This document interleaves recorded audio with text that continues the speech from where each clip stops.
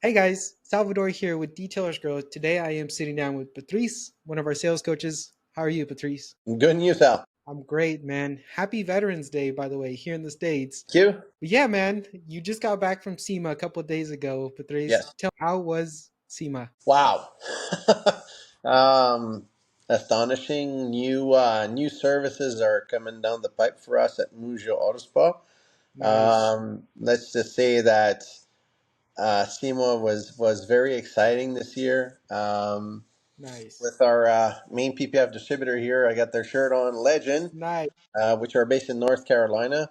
They manufacture their own PPF over in North Carolina, so it's 100% American made. So they got nice. new things coming down the pipe, which we are super excited.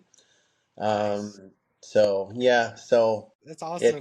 And one thing to mention here, real quick, is you got to meet our other sales coach for the first time, Aaron. Aaron. We'll put a photo up here now.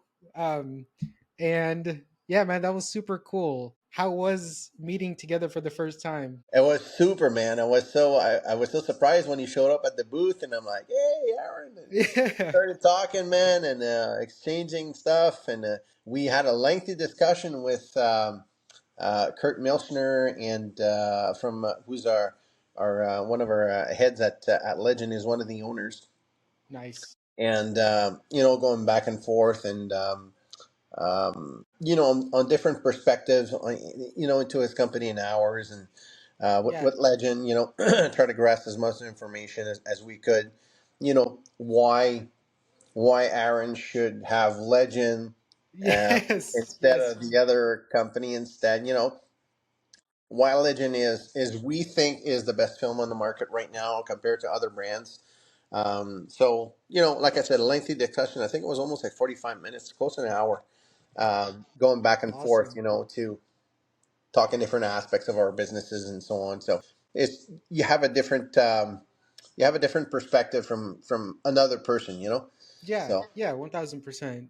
And that's super cool, man. I wish I was able to make it this year.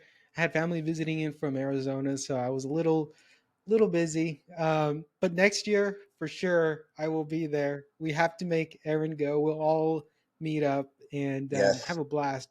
By and the like way, we told you Patrice, the price, and we like it told you the price of the booth. yes. It's worth it though. Oh, yes, I think so. And it's a tax write-off, It so is. that Yes, it might is a that tax might write-off. come into play. Um, no, but just curious, what was the coolest thing, detailing related or not, that you saw at SEMA, Patrice? Honestly, I want to say the cars outside Oh man, I know last every year time. there was a big thing about the lifted trucks. There was one that had like I don't know what they're called, but the step things, but they're like motorized, so they just like went up by themselves. Like you just step on, Yes. it Yeah. takes you like 5 feet in the air to get into the truck. It's just the What was the cool coolest cars car that the there? guys that like Dave Kindig and Chip Foose, and all these other builders that bring their vehicle at SEMA, because there Yeah, is a battle of the builds, by the way. Battle of the So, Builds. Nice. oh yes, there's a battle of the builds, and see cool cars that are being fabricated, by these guys. It's just astonishing. Yes, You can see their vision, their talent, what they have in their head. It just blows my and mind every time when I see these cars. We actually saw a perfect 100% replica of the DB5 that was driven by Sean Connery as James Bond, nice. with the Wow. guns, everything to the finest details. You don't see those. You don't see No. those, but to find with the machine guns, the shield protector in the back of the car, Right. the radar that's in the car and everything, That's even pretty to sick. the all the gadgets that are in the middle console. I mean, 100% replica, perfect replica of that car. Oh, dude, But that must have been a treat. Were they letting people sit inside of it? no, Oh no, no, no, no, man, that would have no. been But that I would have took been a treat pictures. to I look took into. pictures from outside and inside the car, though. Awesome. So Yeah. yeah, but it's You'll not have to only share that. those. Those are cool. Yeah. So and as far as technology is concerned, there are we will have a new tool that will be incorporated into our business Okay, that okay. honestly I need to talk about, and this is a must have. Are you A willing to must talk about it have. here or do you want to talk about it in private? No, I can talk about it here because I want to Let's do it, benefit man. My What people is it? here. I'm curious. I'm super It's curious. it's from 69 Tools. Okay. So it's a interactive 3D software that will integrate with Orbis X. Wow. Nice. That Shout out to and Orbis. yes, and this is the cool part. The software, okay? When you put it on, you can customize your own logo, your own background of your shop. The car is 3D. So let's say the client wants to have his window tinted and he says, I want 20% in the front and I want 5% in the back. He can see the car from the exterior, but what about the interior of the car? What it will look like? Oh, here we go. Press that button and you go right inside the car and you can see exactly what the 20% in the front and the 5% in the back will look like from inside the vehicle. Nice. Not Nice. only that, you select PPF, I want a full front. Boom, right then and there, it shows exactly where the film will be at. That'll go very nicely with today's topic about upselling and ways that Yes. we can use that to. I think the biggest thing, and this is something I've mentioned to other clients before, but like the biggest barrier to overcome with selling any service Mhm. is the fact that somebody only finds out the benefits and like the process after they've already purchased it. So something like that, Patrice, that software that you just mentioned, that would be really useful. Like if somebody's on the fence and they just need something to help them Yes. get on the other side. You can do vinyl wrap. Nice. You Wow. can do even printed vinyl wrap, with funky designs on it. But Yeah. that's not the best part. The best part of that software is that since it interacts and connects with Orbis X, you put all of your packages into that software. It builds up the invoice and everything's done automatically in the background into Orbis. Wow. So somebody gets an invoice, and I don't know if this is something that the software already does, but I imagine they could get like a cool video of that specific package that they were interested in. And, maybe different environments, what the shade looks like outside versus inside in the garage, right? So Yep. I imagine with something like that, it's just a matter of pushing out those updates. It's a game changer. This is going to be a game changer. We're going to have that tool and we're super excited to have it. Dude, I'm excited to see how it affects in-person consultations with upselling, which is, again, the perfect kind of topic. And we can kind of go into that, how, your plans for merging those two. But yeah, like I said, today we're going to be talking about upselling, right? Upselling, downselling, and cross-selling, but upselling more in general. So, Patrice, this is something that we've talked about, not in this format, but in the regular group settings. Real quick, could you give me a quick definition of how you would define upselling, Patrice? So upselling would mean, let's say a client comes in for a basic deluxe. So a basic deluxe for us is just a partial front with the bumper, okay? And we talk with the client on the phone, and they decide to, hey, I'm just going to do a basic deluxe. Well, we go, okay, fine. That's the partial front with the bumper, blah blah blah. And then we go, well, what about A-pillars and roof line? They go, oh, I don't really need that, blah blah blah. So in their mind, they're going, oh, I don't really need it, but they can't visualize it, right? So once the car comes in, and we go, you remember we had that conversation about the A-pillars and roof line? He says, yeah. Do you know what I meant? Most of them go, no, I don't know what you mean. Right, So right. their initial reaction is just to say no because they don't know what we're talking about. Yeah. And when you have a lot of information coming at you, Patrice, your first reaction is like you're taking it in, but what are the chances of you actually recalling all that information that you give You're to a gonna forget lead, about it. right? You're They're gonna going to forget about forget it. about it. They're going to be confused. Their default answer is going to be no, Yes. right? So once they do come in and you show them, hey, how about you do those A-pillars in that roof line? And they go, how much does that cost? It's $200. All right, go ahead and do it. I mean, lately we've Nice. been upselling just because of that. Upselling door sills, door cups, Yeah. A-pillars roof line, the luggage area in the back. With certain packages, we try to make this as easy as an easy transition to our client. So you're actually upselling without really forcing them into it. Yeah. It's super easy. Yeah, and it's something that I've also noticed, Patrice. It's something that you're putting in their court, right? You're not saying, "Hey, for only X amount more, you get X, Y, and Z." It's, "Hey, you're already doing, the partial front. Why not go a little bit up? We'll get the side mirrors, right?" So it's something that can happen naturally, but I think that happens naturally with you, Patrice, because you're familiar with upselling. So Oh yeah. let's go back to square one. Somebody who is new to selling ceramic coatings or PPF or window tint. um they have that interest, right? But their average ticket size is relatively small. So how could somebody use upselling for threes to really expand their average ticket size and offer other services alongside the main one that they're selling? So, like I gave a primary example, I'll use ceramic coating for instance. So, let's say you do a 3-year coating for 695, okay, and that's only a one step. So you tell them it's only a one step.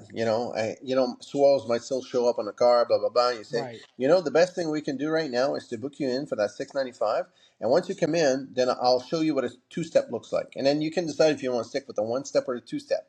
So you're already booking them on the one step at 695 because that 695 number is low, right? right. So Yeah, that pretty much brings them into the door. Once they're in, you go, here, let me show you what a two steps look like. And then you go with a one step and a two step besides one another, and then you say, which finish do you love more? yes, yes. I'm telling you, 9 times out of 10, they will go for that second step. You just upsell because from Exactly. 695 to 995.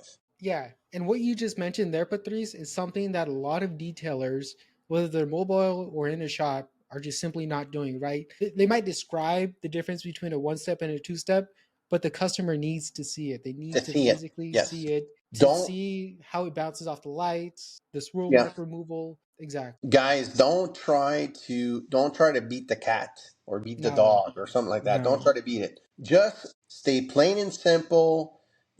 Kiss. Keep it simple, Simon. Okay? Yes. Just do the kiss thing. Okay? Keep it simple, Simon. Keep it almost like idiot free, like those book for dummies. Dummies? Yeah. Yes, it's the same thing with client when you're talking to him on the phone. If you go too It's super simple. technical or too much in depth, you're gonna lose him right off the bat. You might never show up. Just tell Plus, him, all okay, that this, information goes over their head. It's like they're not yes, grasping anything of no, what you just said. Just give me a short and sweet. price. Yes. Just keep it short and sweet. Tell them, oh look, it's 695 on one step, a 3-year ceramic coating. Okay, what does ceramic coating does? You explain what a ceramic coating does, but in layman's terms. Hydrophobic, keeps your car clean, keeps it shiny. It's like a wax on steroid. That's it. That's Boom. all you need to do. Nothing And else. those are all the main selling points, by the way. So Yes. that right there is a little golden nugget because most One. people, you don't have to overthink it, right? No, no, no, no, no. Once they come in and you go, here, this is what a one step Yes. does, then you can show them what a one step looks like and what a two step looks like. Like I Yes. said, 9 times out of 10, they will go for that two step. So automatically, you just upsold them from your one step to your two step. But you Yes. don't Super have to easy. stop there because you're only touching the paint. You can say, hey, if you want, I can do all your windows for $200. Another upsell. Hey, I can do the front facing of your wheels, $100 each. Another upsell. I can do the interior of the car for $450. Your car's already here. Boom, another upsell. That's how you actually do it. You need the Yeah. client to come into the shop. I'll give an example on PPF. Let's say they go for the partial front with the bumper, okay? They come in and you say, hey, you ever had a partial before in your car? No, I haven't. No, I haven't. Okay, well, you're going to see that line across the hood and across the fenders. Do you think you're going to like that? Because that line eventually will get dirty, so you'll need to have some kind of Windex or window Yep. cleaner. Take a little brush and clean it off because over time the debris and everything's going to go black. Okay, and holding behold, you know what Murphy's law is? They go, yeah, I know what Murphy's law is. Yeah, for some odd reason I don't know why, but rocks have a radar and they kind of know exactly Yes. where that PPF stops, and they're just going to Yes. go and hit higher. So I would strongly recommend instead of partially go with a full front. Well, how much is that more? Oh, $375 more. Oh, you know what? Fuck it. Go ahead and do it.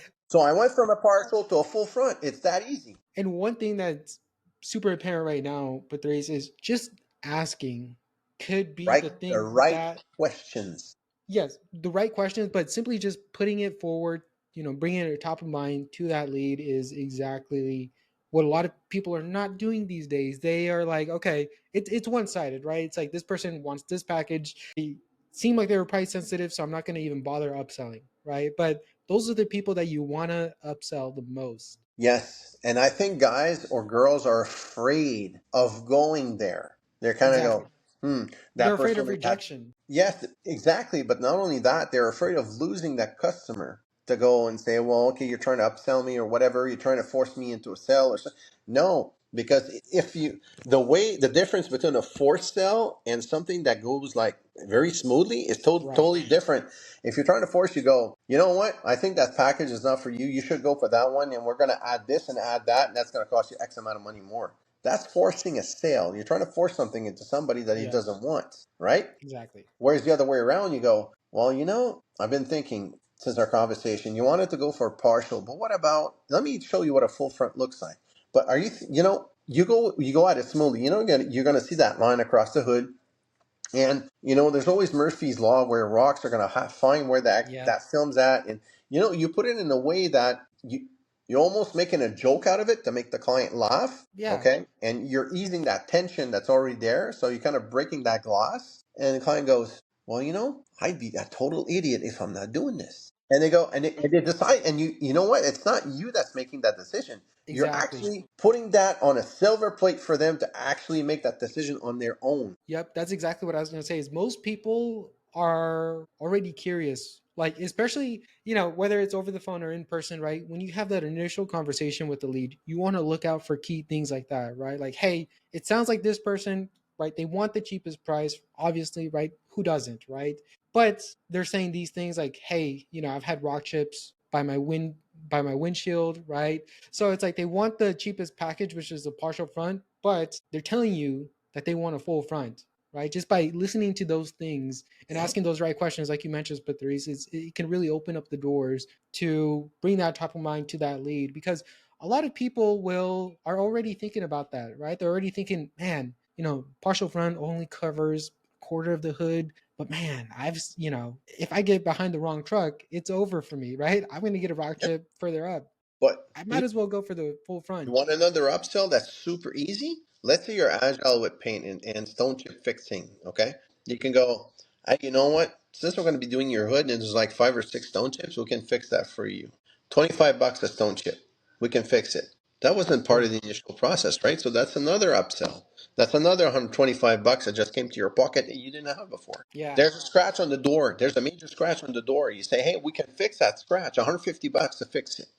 These are Easy. all things that were not discussed initially on that phone call with that client, and he only decided to have PPF, and now you're going around the car and you're adding 125, $150. Yeah.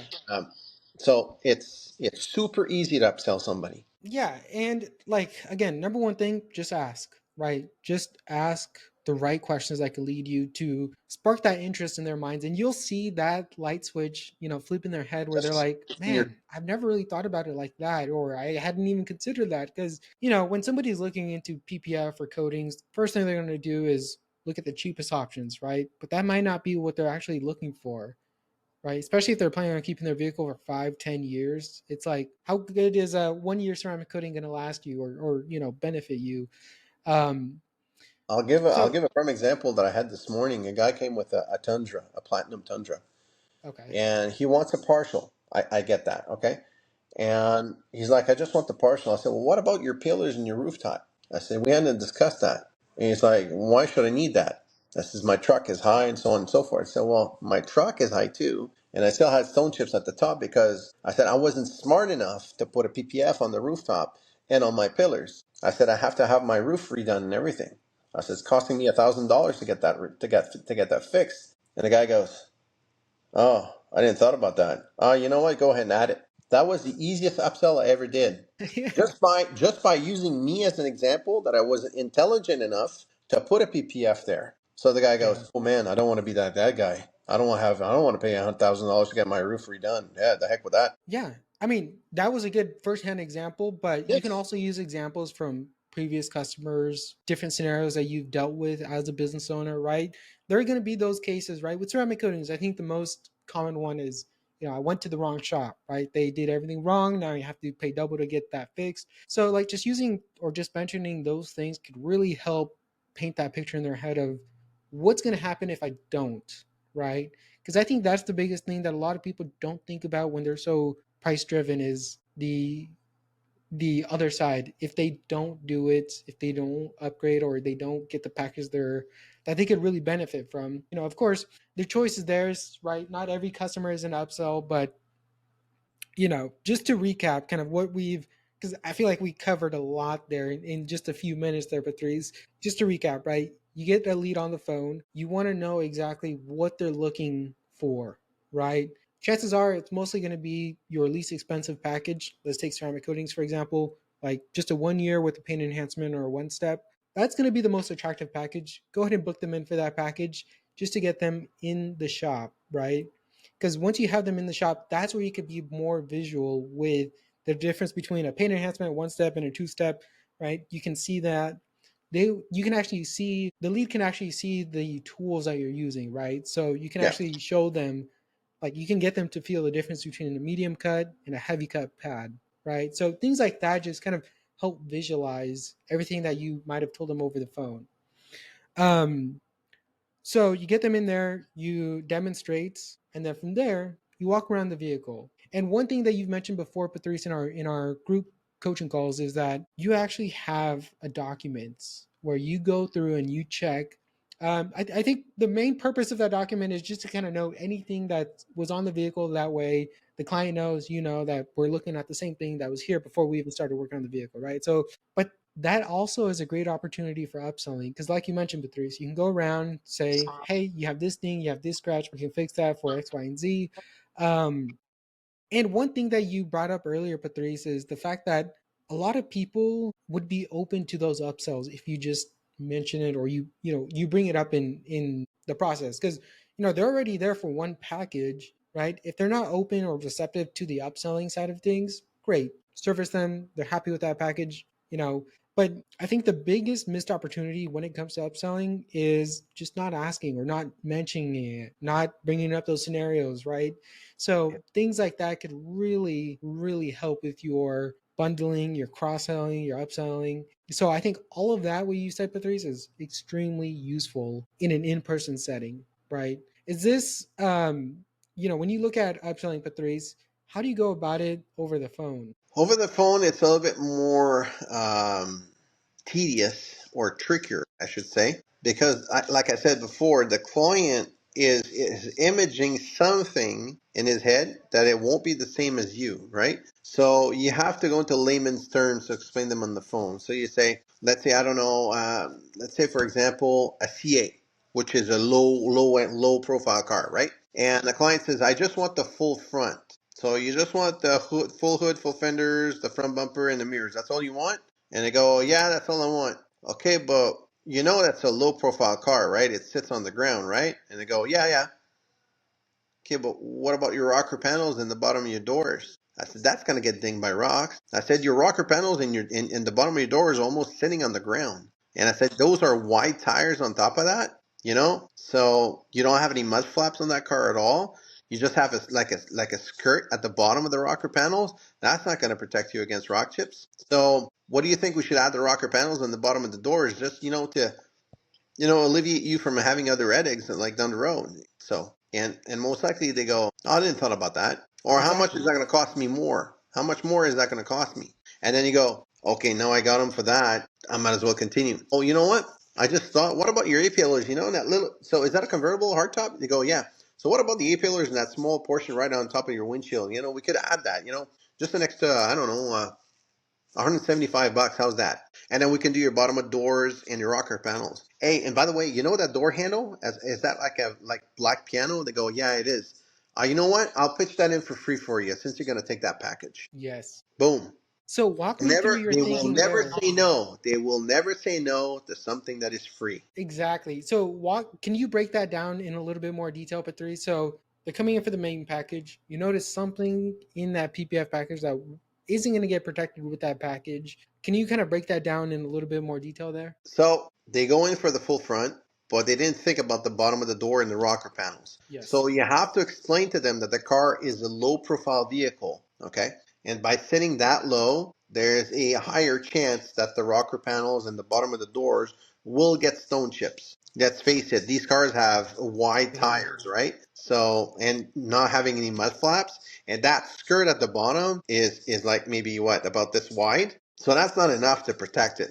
So that's where you go and you say, well, since your car is sitting that low on the ground, haven't you thought of this? I can say 10 times out of 10, they go, and these C8 owners, they don't know any better. They go, no, I didn't think about that. Okay, well, I think you should protect it. And then once you've reeled them in, once you've actually reeled them in and say yes to that, then you go, all right, you know the car is sitting so low and it's inclined right that like this, right? So you know the A pillars and that portion right on top of that windshield, you know that's going to get dinged.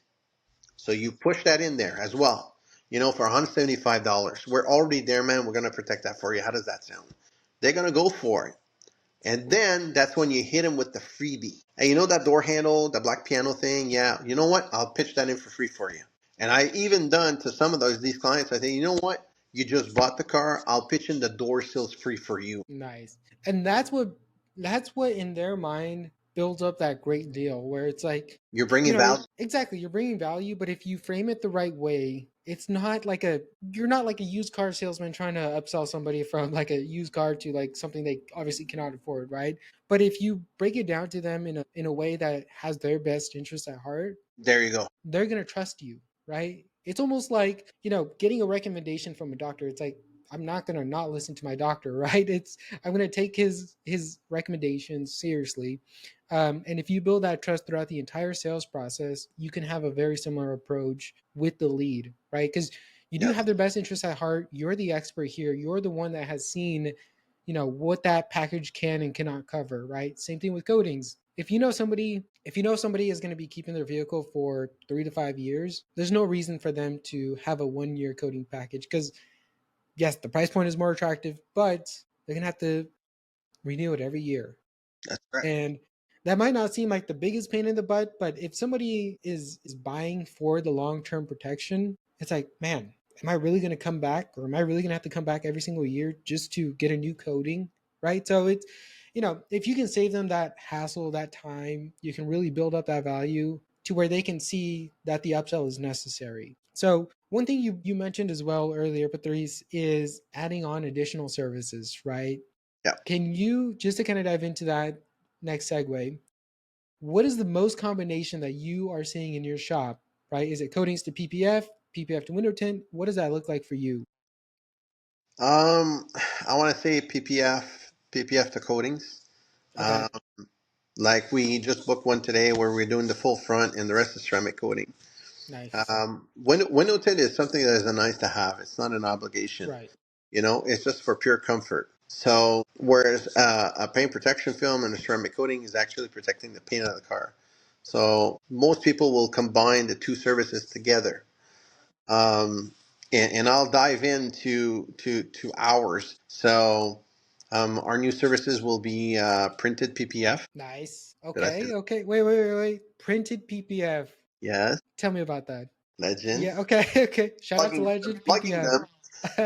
them. So yes, Legend has come out with a printed PPF, meaning we have to go get a commercial printer that where you can print designs and all that stuff. So Nice, meaning instead of a vinyl wrap and a laminator, okay, and laminate the stuff and then installing on the car, it's going to be a PPF instead, where we're going to print on it, and we don't need to laminate it. We just take the print. We just print directly on the PPF, whatever color the client wants, and then we put it on the car, and it protects the nice. paint. So it's the best of both worlds between vinyl Yes, wrap and PPF. yes, exactly. So that's Nice, notwithstanding the other services that we're putting in as remote starters, dash cam installs. nice. Um, I'll stop there because Okay, okay. We'll, so we'll we'll mention them in future coaching calls, but that is yes, super exciting. That is incredibly exciting. Okay, so you did mention that coatings and PPF are like the most combined yes. packages. So do most leads come in for PPF or coatings, and then how does that upsell go from there? For us, it's more PPF. Okay, I'm going to say 90% of our business generates more money out of PPF than ceramic coatings. okay, So I want to say, like, during the summertime, it's the other way around, where it's going to be PPF and window tint. There's going to be some ceramic coating, but not as much. right, And for some odd reason, like lately, since the winter's coming in and around, now ceramic coating's taken over. So we're pushing the PPF is in, but now they want ceramic coating on top of that. They don't want window tint. So I guess this is on our in our area. So what I'm saying might not apply to you where you are right. in a southern state, like Miami or Texas, Dallas. maybe Yeah. South Cal, so on and so forth. In those area, Georgia, you might end up having more coatings than anything else. So whereas in the upper areas where you're going to be in North Cali or Hartford, Connecticut, Boston, Mass, New York, Yeah. Pennsylvania, then it's going to push PPF at that point. Yep. Yeah, because the road salts undercoatings are also super big in the East Coast. I had no idea how popular they were over there in the East Coast because Under I we're lucky here in the Pacific Northwest. We don't have to deal with any rust almost ever. But no, we do have clients who are combining undercoatings with ceramic coatings, right, to really get to road coverage, right? So like Yeah. something like that can definitely be beneficial to the customer, right? But key thing that you mentioned, Patrice, is most people come in for PPF, then they add on the coatings to the places they're not getting PPF. So how does that upsell go? How do you work the coatings into PPF leads package? Okay, so let's say we propose either a partial or full front, Okay. and we say, "Have you thought about protecting the rest of the vehicle?" And they go, "No. What is it that I could do?" And that opens up the door right there. I asked the perfect question. What about the rest of the car? So I'm Wow. opening up the door to that discussion right there, but it's done so smoothly that the client goes, "Oh, I didn't thought about that. Yeah. What else is it that I can do?" Well, we can put a ceramic coating on the rest of the car. Oh, is that less costly than PPF? Oh, for sure. Because when let's say we're talking about an SUV, an SUV you're talking about $7,000 to do PPF right throughout the whole car, and they go, whoa, and you Yeah. go, well, we could do the rest of your vehicle for $1,500. Oh, you know what? Okay. That sounds reasonable. Of course it is. Yeah, Your because car is they're black. comparing the $7,000 full PPF package to that partial PPF and ceramic coating package. So like by itself, a $1,700 coating is relatively on the higher end side, right? But when you compare it to that $7,000 full PPF package, it's like okay, $1,700 is a little bit more palatable just It because reeks it's right into their budget. exactly, exactly. So, okay, that is a perfect way to mention it, by the way. It's not in a pushy way, it's in a very curious way. I imagine you say it, in person. What about the rest of the vehicle?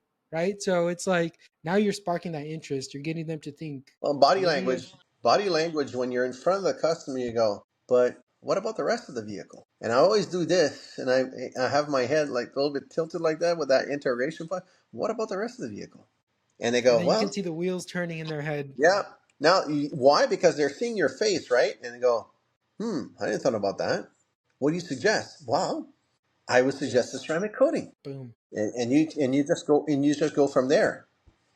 And It's Patrice, all about the delivery, the way you actually yeah, your body language, your facial expression, your pauses between the phrases or the question you're going to ask. Everything is calculated to a T. I Because love if we're that. going, what about the rest of your car? What I was thinking about ceramic coating, that doesn't do anything. You got to take your time to have the proper delivery to that client, so they have time to grasp, okay, what you're saying, and at the same time they're going to question themselves. They're going to go, okay, well, I haven't thought about that. That's a good idea. Okay, well, 1,500 compared to 7,000, that's way cheaper. They won't say budget in their mind. They're gonna go, it's way cheaper, less costlier, way cheaper. My words that are coming out of my mouth, I say, is that in your fundings? Would that be part of your funding?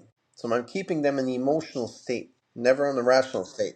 Because if I go, does that fit in your budget? Nah, I just lost Why them.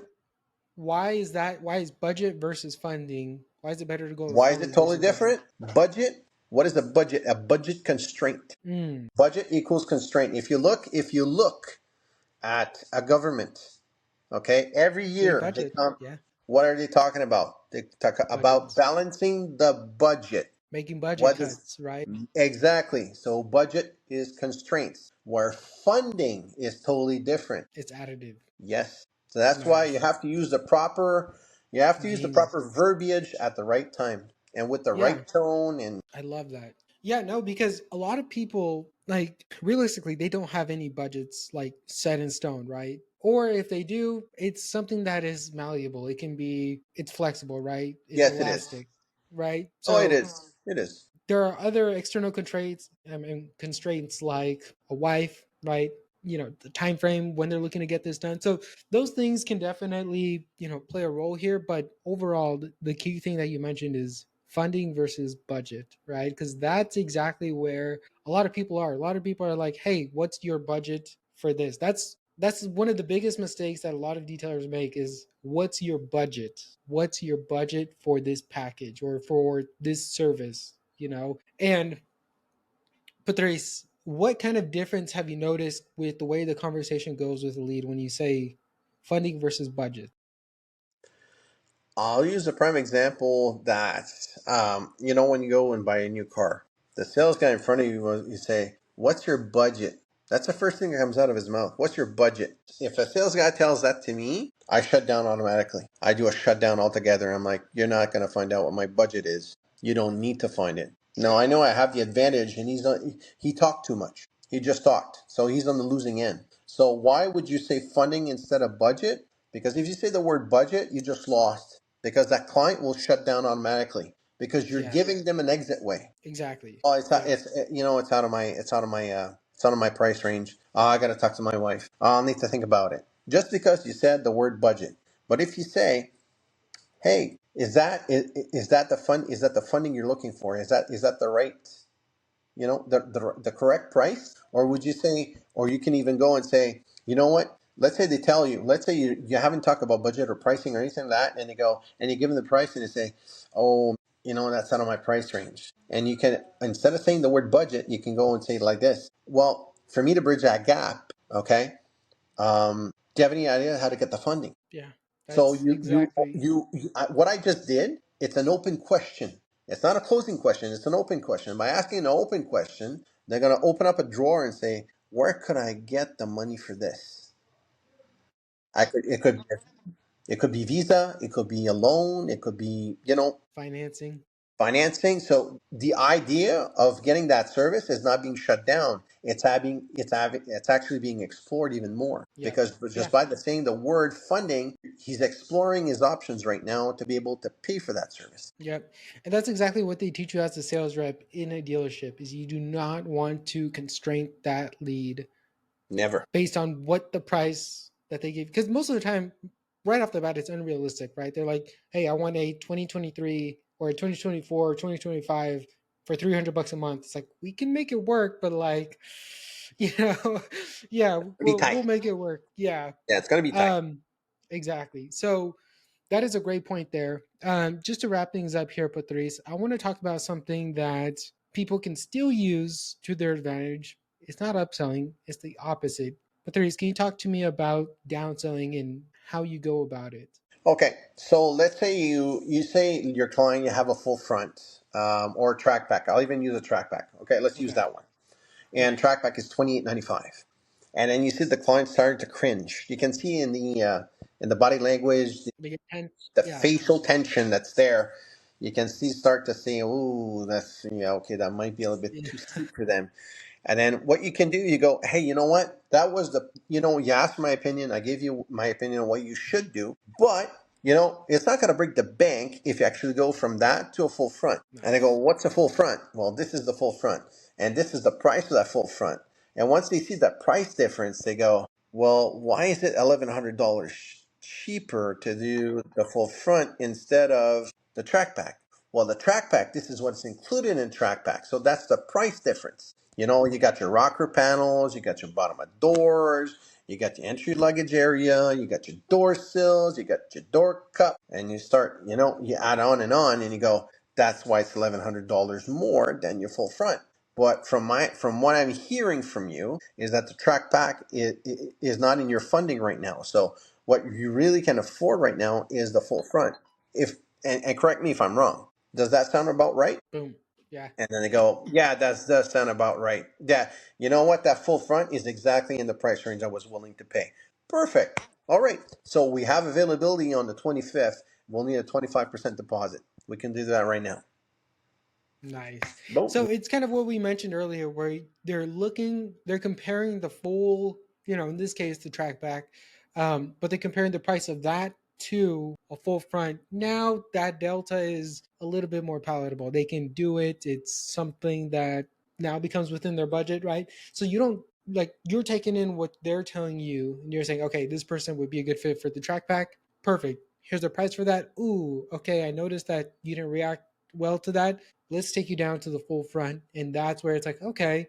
When they compare the two, it's like the full front becomes way more affordable, becomes more doable because they're Yeah. comparing it to the price that they just saw. Yes, and like I always said before, and this is something I have a perfect example again this morning. Hyundai Tucson, but the paint is matte. Okay, so the guy comes in and he says, "What about the partial front?" And I looked at him and I said, "You want to go on a partial front with a matte paint?" And I just went like this. And the guy goes, Yeah.